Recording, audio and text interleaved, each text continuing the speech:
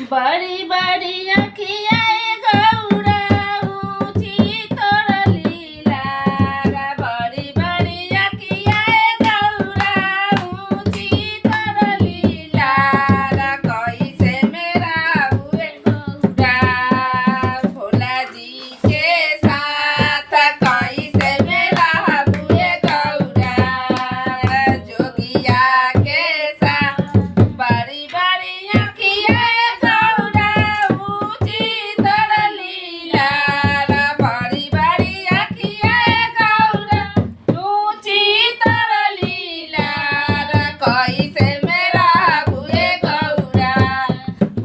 जी के साथ।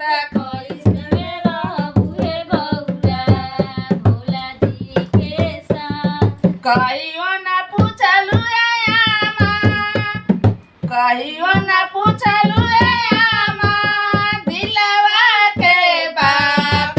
कहियो ना पूछलू आमा दिलवा के बात।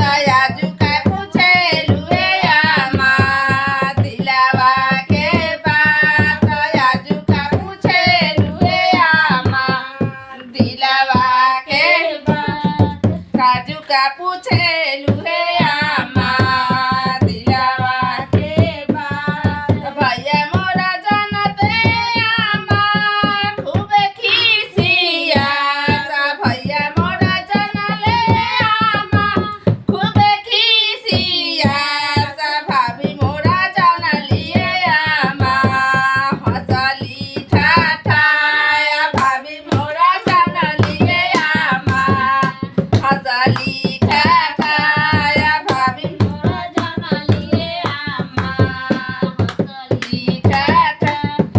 भाभी मोरा जानलिए आमा हंसली ठाठाया। भाभी मोरा जानलिए आमा हंसली ठाठा।